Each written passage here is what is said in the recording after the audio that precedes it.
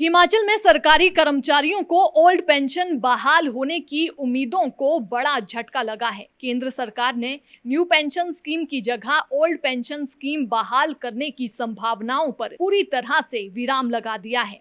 राजस्थान के 5.5 लाख से ज्यादा कर्मचारियों के लिए ओल्ड पेंशन स्कीम लागू करने की सीएम अशोक गहलोत की बहुचर्चित बजट घोषणा धरातल पर उतरने से पहले ही अधर में लटक गई है।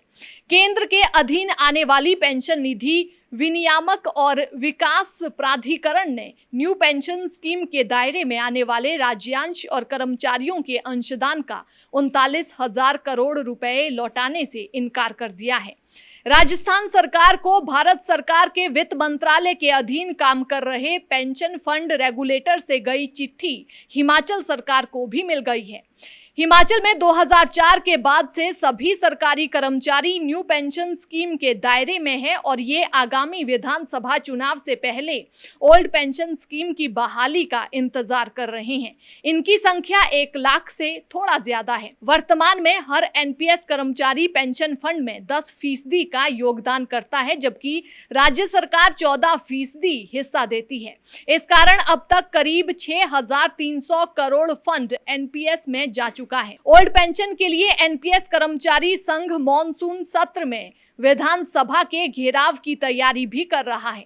राजस्थान के मुख्यमंत्री अशोक गहलोत ने 23 फरवरी 2022 को बजट भाषण में ओल्ड पेंशन को लागू करने का ऐलान किया था। राजस्थान में इस वक्त 5.5 लाख से ज्यादा सरकारी कर्मचारी हैं और उनका एनपीएस कंट्रीब्यूशन 39,000 करोड़ से ज्यादा का है।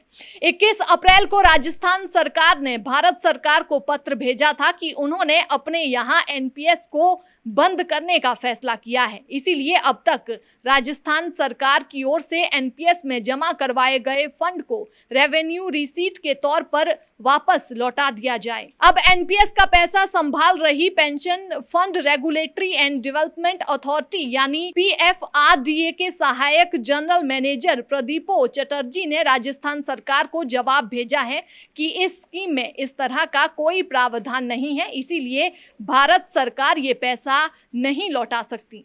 इसके बाद से राजस्थान ने इस स्कीम पर कोई नोटिफिकेशन अब तक जारी नहीं की है, जबकि झारखंड की सरकार ने भी ओल्ड पेंशन को बहाल करने का ऐलान कर दिया है। दरअसल केंद्र सरकार के वित्त मंत्रालय के अधीन एनपीएस फंड में जा रहा पैसा पीएफआरडीए देखती है और इसे insurance regulatory and development authority यानी आईआरडीए के माध्यम से 4 फंड्स में लगाया जाता है। इसमें एलआईसी, एसबीआई और यूटीआई शामिल है। इस प्रक्रिया में एनएसडीएल सिर्फ रिकॉर्ड कीपिंग का काम करता है और पैसा मार्केट में इन 3 बीमा कंपनियों के जरिए लगता है। इसीलिए कर्मचारियों की ओर से जमा करवाया गया फंड मार्केट में ऑलरेडी लगा हुआ है। हिमाचल में 2003 में इस स्कीम को लागू करने की प्रक्रिया शुरू हुई थी। 2004 से इसे लागू कर दिया गया, लेकिन इसके रूल्स 2006 में फाइनल हुए।